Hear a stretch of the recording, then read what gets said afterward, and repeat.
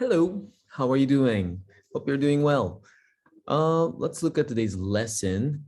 Yesterday we talked about how when David got there to the army, he asked about Goliath, right? The giant, and his brother accused him of just being curious and not doing the work properly, taking care of the sheep. And he said, "What have I done? I'm just asking."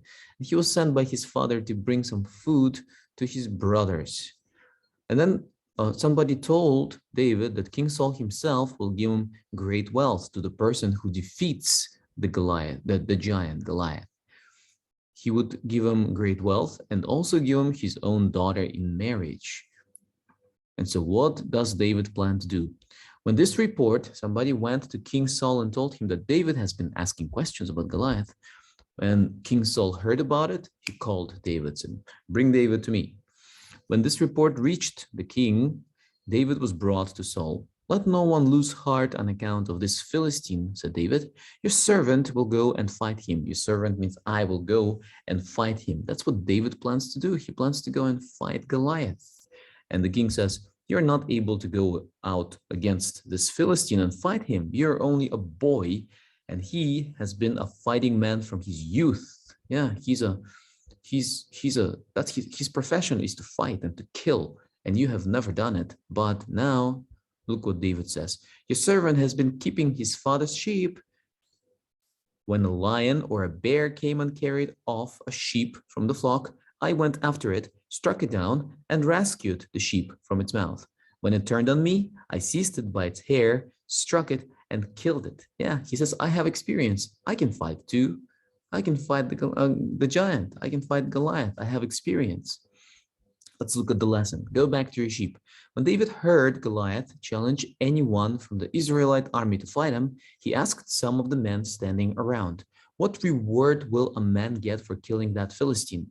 Eliab, David's eldest brother, heard David asking about the reward and said angrily, "What are you doing here? What about the sheep you are supposed to be taking care of? You just think you're big stuff. All you want to do is watch the battle." "Oh, you little..." "What have I done now?" David replied. "I only asked a question." Some men who heard what David had said went to tell King Saul, who immediately had David brought to him. Then David said to Saul, "No one should be afraid of this Philistine. I will go and fight him." The question for you and for me is, am I too young to be useful to God? David was a young shepherd. He was a young boy, maybe about 15 or 16 years old. He had never used weapons of war, and he definitely wasn't a trained soldier. What chance did David stand against the mightiest warrior in the Philistine army?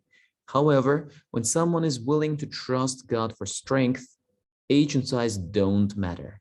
Some may try to discourage you from doing what God wants you to do because they think you're too young. They might say, "Wait until you're older and understand things better." But as we will see from David's life, God uses whatever we have and makes up the difference. You could collect things for needy people or have some friends over to explore the Bible. Trust God and He will help you to conquer giants. Don't be afraid. Your age doesn't matter.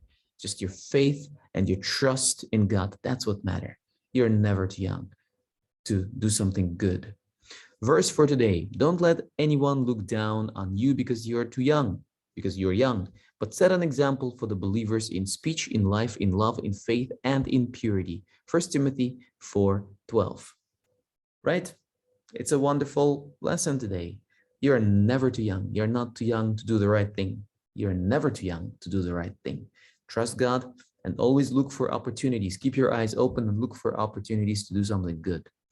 Anyway, a short lesson today. Short lessons are always good. Have a great day. God bless you. Happy Mother's Day. Wish your mothers a happy Mother's Day. Tell them how much you love them. That's the important thing. God bless you.